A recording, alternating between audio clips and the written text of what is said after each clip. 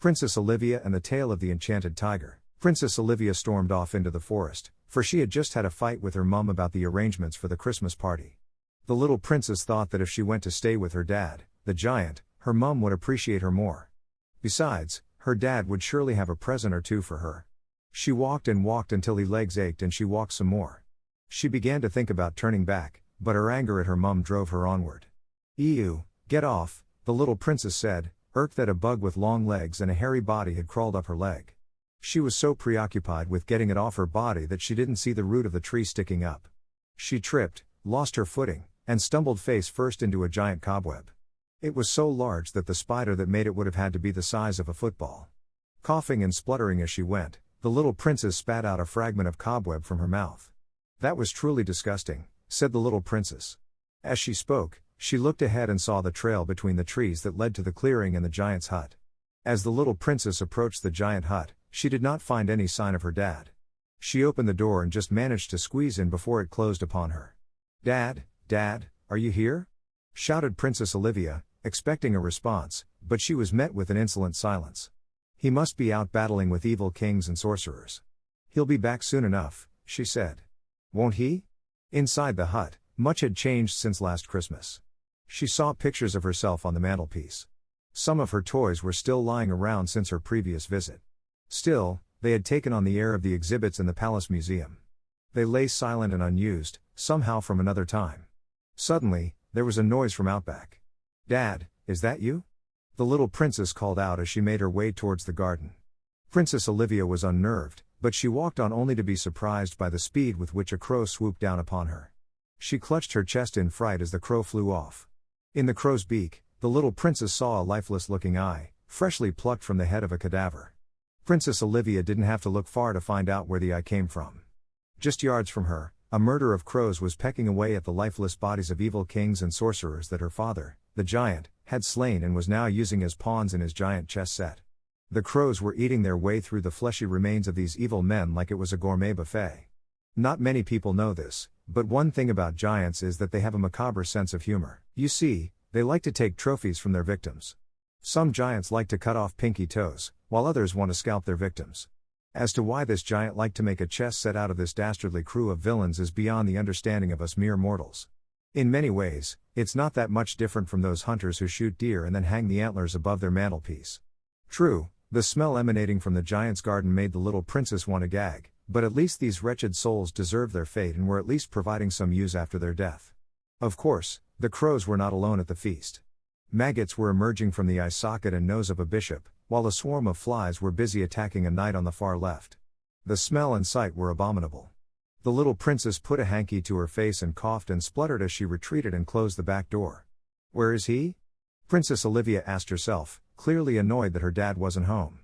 The little princess soon became bored, so she started to wander around the hut looking in the drawers and under the tables and bed.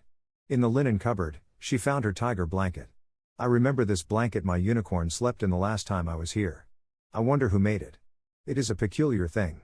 I wish Mom or Dad were here." "Mom and Dad," said the little princess with regret in her voice. She looked at the tiger in the blanket and asked, "What do I do now?" The tiger trapped in the blanket lay there impassively, unable to respond. Princess Olivia picked up the blanket and, feeling a chill, wrapped it around herself. Walking to the fridge, the little princess was stopped in her tracks by the sound of hailstones battering against a window. The din was horrendous, but just as soon as it started, it stopped only to be replaced by an incessant downpour of heavy rain. Hour after hour, Princess Olivia could hear rain hurl down from the sky, pounding the ground into a muddy quagmire. Trying to ignore the rain and keep busy, Princess Olivia put on some music. She raided the fridge, coming up with little to eat, only a pot noodle and a stick of licorice. The little princess waited for her dad to come, but he never came. The rain outside had stopped, and the little princess went to the door. She put one foot in front of the other and quickly discovered that her feet were sinking into the ground. Worse still, she noticed that the path back to the palace was blocked by a large tree which had been felled by the rain. "This will never do. I'll have to find another way back to the palace." Princess Olivia turned back to the hut and went inside to look for her backpack and the essential items she would need on her journey. When she had gathered the necessary items, she began stuffing them into her backpack. When she had finished, the little princess had the feeling she had forgotten something. "I've forgotten something, I know I have, what is it?" "Oh yes, a blanket," she said as she picked up the tiger blanket and folded it into the backpack, then off she went. This is hard going. It's going to take forever to get back to the palace at this rate, said the little princess. She walked forward, trying to catch sight of a familiar landmark. As she was thinking about her next step, a strange voice came from the trees. I wouldn't go that way if I were you. Who said that? I did. Show yourself. I'm right in front of you. Are you blind? Where? Hello. Down here. The pixie said. Oh, sorry. I didn't see you there, said Princess Olivia. When she looked down at this tiny being, she saw it had an oversized slingshot already aimed at her head. And that's the reason why you'd missed the bear trap just a few yards down the path, which would have cut you off at the knees. Well, thank you for warning me, said the little princess, grimacing at the thought of being injured in such a horrible way. But why have you got that slingshot pointed at me? The little princess asked indignantly. I thought you might have been a fairy. And why would you want to hit a fairy? Kill a fairy, interrupted the pixie, belligerently stretching the slingshot further at the little princess's head. Why would you want to kill a fairy with your slingshot? I thought that would have been obvious, said the pixie. The little princess looked nonplussed. On seeing her confusion, the pixie got mighty irritated. Well, where have you been for the last 6 months? Living under a rock? No, I live in the place. Same thing, isn't it? The pixie asked. Thanks for the warning about the bear trap, but there's no need to start flinging about insults. We are touchy, aren't we? The pixie asked. No, it's just that I'm kind of lost, and I'd like to get back to the palace as soon as possible. What, you don't like being with us commoners? Oh, for goodness sake, you're a pixie, you're hardly common. Besides, I don't judge people on their background or the fine clothes they wear. It's the content of a person's character that I look at. The pixie was about to attempt to say something quite sardonic in retort when, from behind Princess Olivia, a fairy appeared.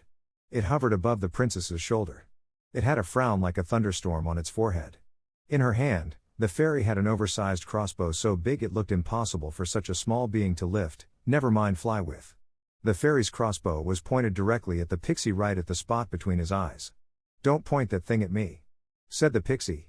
Well, you stop threatening this beautiful princess, the fairy said with her wings flapping aggressively. Look, the two of you behave. I just want to get back to the palace. I've been walking this muddy path for hours, and I don't even know if I'm going in the right direction. I can't help you with that, said the fairy. You are not going in the right direction, said the pixie. So how do I get back then? The little princess asked. Go back the way you came, said the pixie. I can't.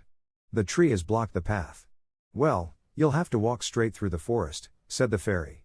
And then walk around the forest through the land of the tigers, added the pixie. Princess Olivia turned to face the foreboding forest trail. But before she was able to make another step, the pixie and the fairy were at each other's throats. Death to the fairies, said an enraged pixie. Death to the pixies, said the furious fairy. Before they could cause each other any real damage, Princess Olivia separated them and held them firmly in her hands. They tried to wriggle free, but the little princess was too strong. Oh, enough of this already, said the little princess. Right, you over there, she picked up the pixie and spun him over to the tree on the right. And you over there, she said as she quickly thrust the irate fairy over to the tree on the left.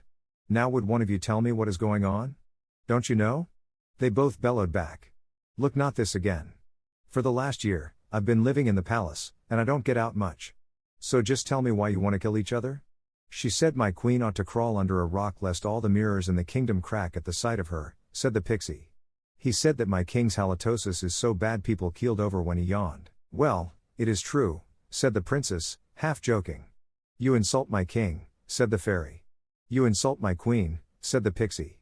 Look, behave now and tell me who said these things. Her king started it. No. His queen started it. Could I ask whether you were king and queen in a relationship? Yes, and her king hurt my queen, said the pixie. No. Your queen was at fault. I think I understand what's going on here. Did your king tell you about the insult fairy? And did your queen tell you about the insult she received, pixie? Yes, said the pixie and the fairy. Don't you see what has happened? Your king and queen both fell out of love with each other. Instead of trying to understand why their relationship broke up, they started blaming each other. And because you are loyal to your monarchs, you have been swept up in their argument, feeling you have to take their side. Death to the fairies, said the pixie, but this time not so stridently. Princess Olivia looked on in dismay and groaned as she thought the fairy would soon reply with equal hostility. Well, actually, the little princess has a point, said the fairy softly. Well, I suppose I can see there is some truth in what she said, the pixie replied. Do you think both of you can call a truce and stop fighting with each other? I will if you will, said the pixie. I will, said the fairy. Go on, shake hands, said Princess Olivia. The pixie and the fairy shook hands rather cautiously, still eyeing each other, still expecting some sort of trickery. There was no trickery, and the cautious handshake blossomed into a warm gesture of friendship. Now, could someone point me in the right direction? It's getting dark, and I want to get back to the palace. I'll walk with you, child, said the fairy. I'll come too. You never know what dangers will be looking on the journey ahead, and I'm a sharpshooter with my slingshot. I can blind anyone at 1,000 paces. You are both welcome to travel with me, said Princess Olivia. With that, the little princess continued walking deeper into the forest with her two companions on either side. Princess Olivia walked through the forest flanked on either side by her diminutive companions. Look, said the fairy, there's a gnome's jacket and hat. Do gnomes live this far in the forest? Asked Princess Olivia. No, they usually prefer gardens, said the fairy. Maybe something has happened to it, maybe it's lost too, said Princess Olivia. Or maybe a troll has eaten it. After all, gnomes and trolls don't get on, said the pixie. My, you are a cheery soul. I'm so glad I invited you to come along with us, said the fairy. Unable to think of a witty retort, the pixie stuck his tongue out and blew her a raspberry. Right, that's enough, you too, said the little princess. Hello. Is there anyone there? Oh, go away, groaned a voice. Where are you? Asked the fairy. Who are you? Asked the pixie. Are you okay? Asked Princess Olivia. I'm behind the tree on the left. I'm a gnome and I'm butt naked and feeling absolutely fabulous. Now, bugger off. Well, that clears that up. It's time we were going, said the pixie. He might be hurt, said the fairy. Are you sure you're okay? We saw the clothes lying on the ground and thought something must have happened to you. That would be because I was having a swim. Now would you just clear off so I can get dressed? Said the gnome. He might not be a gnome, said the pixie, maybe he's the troll that ate him. Of course, I'm a bloody gnome. Look, just clear off, said the gnome. I think you might be right, maybe it is a troll, said the fairy. I'm not a troll. Incensed by the fairy's remark, the gnome leapt out from behind the tree. Instead of a half-naked gnome, that you might have expected to see, what the three of them saw was a gnome dressed head to toe in a biker's gear. He was sporting a bright green, spiked punk haircut and various tattoos on his arms, along with rings in his eyebrows and nose, a spiked wristband, and a neck collar. The pixie was the first to laugh out loud. The fairy and Princess Olivia tried harder to stifle their laughter, but no matter what they did, when they looked at the gnome, they couldn't help but laugh. Did you really go swimming in all that gear? Said the pixie. No, I only said that to get you to piss off. Sorry, said the fairy and the princess before bursting into laughter yet again. Look, what do you want? Asked the gnome. Nothing, said the pixie, the laughter now out of his system.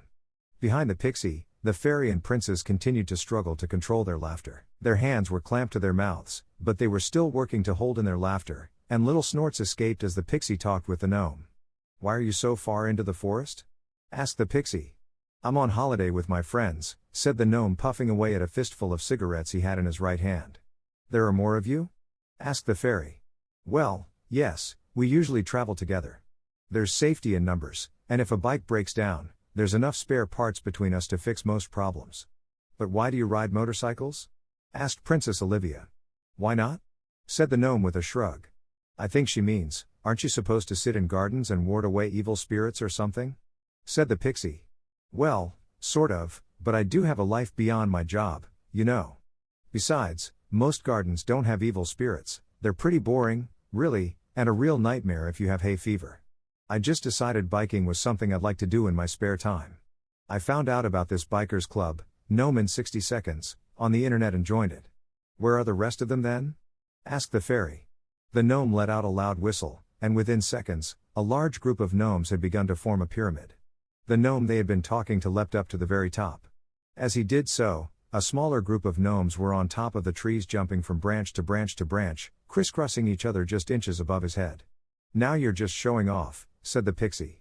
That's just rude, said the fairy. I thought it was a really spectacular, said Princess Olivia. Well, thank you, said the gnome. Now will you three bugger off, and leave us alone? Some of us have washing to do, you know. Why didn't you say so in the first place? Said the pixie, grinning. Yes, you didn't have to go to such trouble, said the fairy, also grinning. Oh, said Princess Olivia, a bit hurt. Look, we're holidaying, see, and well, we just want to be alone? Said the princess. Yes, well, it was nice meeting you, whatever your name is, said the pixie. It's Fred, said the gnome. He looked at them, encouraging them to name themselves. I'm Jane, said the fairy. Plain old Jane, laughed the pixie. What's your name then? Said Jane. Jock, said the pixie. My, your mother and father must have had a hard time coming up with that one, said Jane the fairy. Same back, said Jock the pixie rather feebly. Look, that's quite enough, you two. I'm sorry, you'll have to forgive these two, they have some personal problems with each other. That's all right, I quite understand. I heard the fairy king and the pixie queen arguing. It could have stripped paint off the walls. Well, we will take our leave of you and wish you all the best on your journey, little princess. Just as quickly as they appeared, the gnomes disappeared into the forest. Don't forget, beware the sign that doesn't like to sign, said the gnome, whose voice echoed through the trees. What was that about? Asked Jock. Somehow I think we are going to find out, said Princess Olivia. The heavens opened and rain fell. Let's take shelter. There's a small cave next to that tree. It will keep us dry, said Jane the fairy. The trio ran over to the tree and snuck into the cave. The cave was dark but dry. Outside, the rain lashed the ground, and the sky was full of crackling thunder. From the tree, some newborn birds squawked for their mum. Are they going to be okay? Asked the little princess. Yes, of course, said Jane the fairy. Their mum will be along soon, said Jock.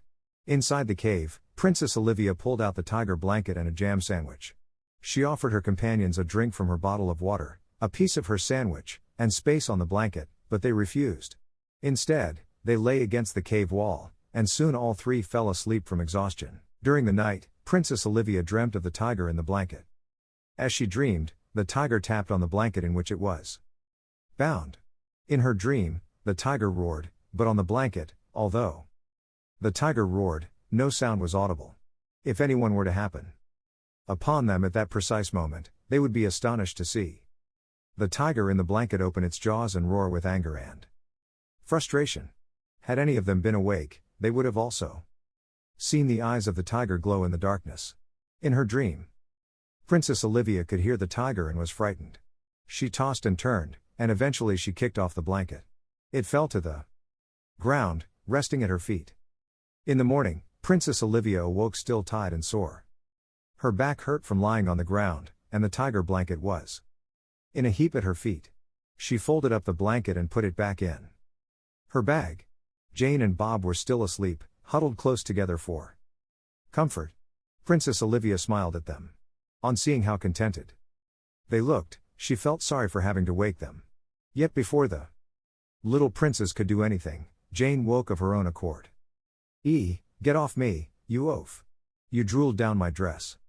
She said to Jock the pixie. Hey, stop hitting me. What's going on? Jock asked as he woke to find Jane scowling at him. Okay, I'm up. Let's go. Jock said.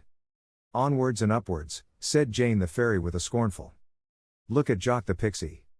Soon they were out of the forest and into farmland. There were some cows in the distance, some hedges to the right, and some wildflowers growing on the left. In front of them, in the sun, stood a signpost that had signs pointing in all directions, some of which did not look too inviting. Turn left for the land of tigers, the princess read out aloud. Right, guys, left it is then. As she was about to turn left, she looked up at the sign, and now it pointed straight on. Is it just me or was that sign originally pointing left? Jock asked. Yeah, you're right, said Jane. All three of them looked up again and saw that the sign was now pointing in the direction they had just come. Right, this is getting ridiculous, said the little princess. Her companions screwed their faces, pulled up their shoulders, and covered their ears when the signposts started to laugh. I'm glad that's over, said Jock when the signposts laughter abated. Oh, everyone's a critic, said the signpost. Can you tell us the way to the land of the tiger? Asked the little princess. Come on then, said Jock, looking at his watch. We haven't got all day, added Jane. The signpost began to cry. What's the matter? asked the little princess, feeling a little absurd having to comfort a signpost. Nobody likes me. They said I couldn't play the role of Scarecrow in The Wizard of Oz, said the signpost. But you're a signpost, said Jock. You don't have any arms or legs, added Jane. That's what they said, but I can sing, and I can act as if I haven't got a brain. We can see that, Jock and Jane replied. But surely there must be some benefits of being a signpost? Said Princess Olivia. Like what? Asked the signpost. Well, the view's nice, said Jock. But what use is a signpost that only directs people towards mortal danger and certain death? Look on the bright side, if any nefarious individuals come your way, you could always do the world a favor and send them towards some grisly death, said Jane, rather cheerfully. Yes, it's not all bad, I guess it is how you look at things that matters, said the princess. But I could have been somebody. I could have been a contender instead of a signpost, said the signpost. All I've ever wanted to be is an actor, and I can't. Woe is me, my life is but a joke. Oh God, now he's trying to do Shakespeare. I'm off. I got enough of that stuff at school, said Jock. You went to school? That is a revelation, and it isn't Shakespeare. It's Panto, said Jane. Oh no, it isn't, said Jock. Oh yes, it is, said Jane, and they both started laughing. Your life isn't a joke, said Princess Olivia, ignoring Jock and Jane's antics. Yes, it is. Do you know how I became what I am? A wizard bet his drunk friend, a sorcerer, that he could turn me, an inanimate sign, into a magical object possessed with a full range of emotions and intelligence. Did it work? Ask Jock. That isn't helping, said the little princess, scowling at Jock. I wish I were dead. Why do you say such a thing? Said Jane. There isn't a point to my life. Of course, there is, it is to point us in the right direction, said Jock. Of course. To paraphrase Descartes, I think, therefore you are, said Jane philosophically. Signing is your purpose, and it is this that gives meaning to your life. Once you embrace your destiny, you will find contentment, said Princess Olivia. Well, that has made me feel better, said the signpost. You are welcome, said Jane. No trouble, said Jock. Great, added Princess Olivia.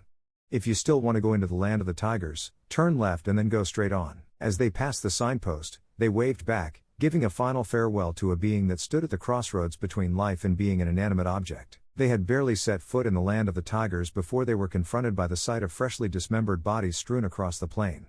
It looked like a fierce battle had taken place, with the vanquished torn limb from limb. The sheer volume of mud and blood had soaked the ground, turning it a terracotta color. In the distance, snarls, growls and howls from different kinds of beasts could be heard. If anyone was under the illusion that this part of the journey would be a cakewalk, then their confidence was shattered almost immediately. From out of nowhere, a group of tigers approached. Their muscular frames and feline agility encircled the trio menacingly. Jane pulled out her crossbow, and Jock pulled out his slingshot. As brave as the princess's companions were, they were no match for a large group of ferocious-looking tigers. Yet the tigers didn't attack them, they continued to encircle them. Occasionally, one of the tigers would dramatically leap forward as if they were going to attack, while their fellow tigers would laugh and heckle. Yet the little princess and her companions did not take the bat. They stood together resolute and brave. Come on then, said Jock. You want a piece of me? Asked Jane. Before Princess Olivia could say a word, her backpack began to glow and then shake. The tigers were frightened by this sudden turn of events and took a step back. Not so brave now, are you? Jock asked, still believing it was his brave words that frightened the tigers. But even he heard the roar coming from Princess Olivia's backpack and turned his head to see a tiger leap forward from the backpack and start to lay into the lead tiger. I take it he's on your side, said Jane. I think you're right, but maybe we should step back a bit just in case, said Jock. The three of them walked backwards, keeping an eye on the progress of the fight. One of the tigers broke off from what was left of the group and headed straight for them. They ran as fast as they could as the tiger ran after them. Bob and Jane were not in real danger as they could fly away at any moment, but the little princess was not so blessed. She only had her legs, and they were tiring from the furious pace of running. The tiger was now on top of her. As Thway Tiger tried to bite a big chunk out of the princess, the tiger that had leapt from her backpack grabbed the tiger by the throat and with one paw lifted him off the princess and dangled him like a puppet in mid-air. Squeezing the tiger's throat, the tiger said, "Do you know who I am?" "Yes, you are my king." "Yes, I am. Now I'm going to let you go. And I want you to deliver a message to my brother." "Yes," said the tiger, for it was glad to still be alive. "Tell him I am coming for him and I challenge him to a battle of honor. Do you understand?" growled the king of the tigers. Yes, your highness, whimpered the tiger. Free of the king's grasp, the tiger ran as fast as he could, fearing the king might change his mind and decide to kill him as well. I take it you're the king of the tigers then? Asked Jock. Yes, said the king.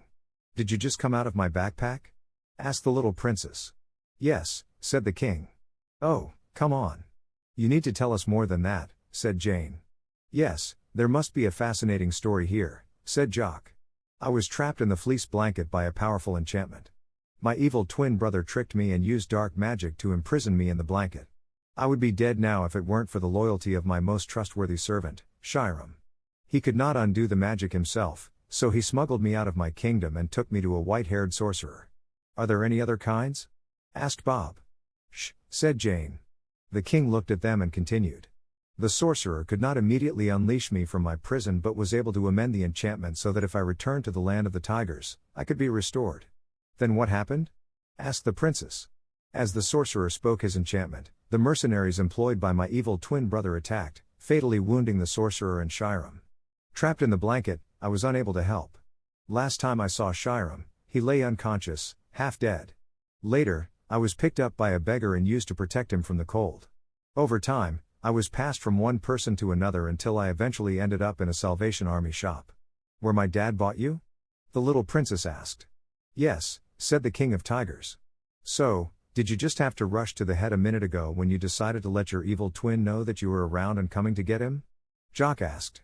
Don't think you could have kept the element of surprise? Added Jane. I know my brother. He will already have made plans to capture me, but not even he can get around a battle of honor. No tiger would go against this. It is our most sacred right. No one will dare interfere in this, for if they did, it would damn their soul to eternal torment. How can you be so sure? Asked the little princess. I have waited years to fight him, and I will not be denied justice. You may come with me, but I must warn you that you will face danger if you follow me. Oh danger, I laugh in the face of danger, said Jock. Yep, been there, got the t-shirt, said Jane. I don't fear what is ahead, said the little princess. Once they were at the gates of the king's palace, the guard looked at the king, and before the door was fully opened, he shouted, The king has returned, the king has returned. Unprompted and with great enthusiasm, the populace organized into a parade and welcomed their king back to his throne. Yet the joy suddenly dissipated, and a dark and powerful cloud appeared. Under that dark formation stood the king's twin brother, twisted and deformed by dark thoughts and evil deeds. You have returned. Prepare to die, my foolish brother. With that, the king's brother launched himself at the king of the tigers. Both tigers clawed each other, and both landed blows that would have incapacitated a weaker opponent. Equally matched in strength and skill, the conclusion of this battle would not be decided quickly. They grabbed and clawed at each other with fierce growls which were interrupted by sharp shouts of pain. Both now had deep cuts on their sides and scratches across their faces where the other had struck with sharp claws. Each tiger's anger was fueled by their stubbornness and fanned the flames of mutual hatred. Without warning, the evil twin produced a dagger and stabbed the king of the tigers. The king staggered and fell to the ground. He lay fighting for every breath. He tried to get up, but his wound was fatal. He cheated. You cheated! Shouted the little princess. My dearest child, what did you expect? Did you honestly expect a fair fight? Don't be so naive. Princess Olivia tuned to the crowd. Wasn't this supposed to be a battle of honor? Where is the honor in a victory won by such means? Is this the sort of king you want to rule your kingdom? Well, is it? She shouted. The crowd, woken from their stupor by the words of the little princess, were galvanized into righteous anger. They made ready to attack the evil twin brother. Before they could strike him down, he ran off deep into the mountains. Oh, brave king, don't die, said Jane the fairy. Yes, what sort of ending would it be to our journey? Said Jock the pixie. I don't think there's anything that can be done. I can feel the claws of death around my throat. I am dying, my friends. Not if I have anything to do with it, said a voice from the crowd. A tall figure in a dark brown cloak appeared in front of them. He poured what looked like water over the king's wounds. As the water flowed into the scars, the wounds began to close. The king was being rescued from the clutches of death by this hooded stranger. Still weak and unable to stand, the king faced the stranger. Who are you? Why did you help me? The stranger pulled down his hood. The king cried out. Shiram, but I thought you were dead? No, sir, I was wounded but very much alive. When I woke, I found you gone. I searched for you many years, but I could not find you, So I returned to our noble lands and hoped one day you might find a way to return to us. But how did you heal his wounds? Asked Jock. On my quest to find the king, I had many adventures, and amongst other things, I retrieved the elixir of life deep within a dragon's cave. Some of it was used to restore health to a wise old king, and the rest I kept. I thought it might come in useful in my journey. Little did I realize that I would use the last of it to restore my king to life. All hail the king, shouted some of the crowd. The subjects of the king of the tigers bowed in respect to their king. Rise, there is no need for such rituals. Come, let us feast, said the king. The little princess and her companion stood watching the king and his people walk away. The king saw they were not at his side and turned to them. Aren't you going to join us? I can't. I must get home. It's Christmas, and we've got a party at the palace, said the princess. Oh, I see.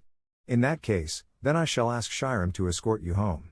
The journey back to the palace passed without incident, with only the odd spat between the fairy and the pixie. Shyram was a good companion and entertained them with his tales of daring escapes from certain doom. He had led a remarkable life for one so young. Soon they were within sight of the palace grounds. The four travelers parted company but promised to email each other later in the week. Princess Olivia walked onto the palace garden, where her grandmother was playing with the little pink unicorn. Oh, hello, dear. You'd better get ready. The party is going to start soon. The little princess entered the palace gingerly. She was sure that her mum would want to shout at her for going off on her own. Yet as she looked at the clock in the grand hall, she saw it was exactly the same time as when she left the palace. Had time stopped when she ran away? Or had she happened to return at the same time the next day? She didn't have time to dwell on it, for her mum was walking towards her. Oh, hello, darling, have you been playing in the garden? Yes. Well, you'd better change. The party is going to start. Phew, that's a relief. I seem to have returned to the exact moment I left, said the little princess to herself. What was that, darling? Asked Princess Olivia's mum. Did you know that the Pixie Queen and Fairy King were in a relationship? And at the end of the forest, there's a signpost that doesn't like to sign and gnomes that like to wear biker gear on their day off. And the king of the tigers had an evil twin who stole his throne, but I helped him get it back with help from Jock and Jane. He nearly died trying to reclaim the throne. Jock and Jane? Who are they? The fairy and the pixie. Honestly, Mum, don't you listen to the stuff I tell you? Well, dear, I'm glad you have a vivid imagination and made good use of it when playing in the garden, but you really should get ready. You'll miss the party. The little princess was annoyed that no one was taking her adventure seriously, but then she thought maybe it's better that way. I would never get to go out if they knew half of the things I got up to. With that thought, the little princess got dressed and had a fabulous time at the Christmas party. As she went to bed that night, she fell soundly asleep and dreamt of all the new adventures she could go on with her pink unicorn when the sun rose and a new day began.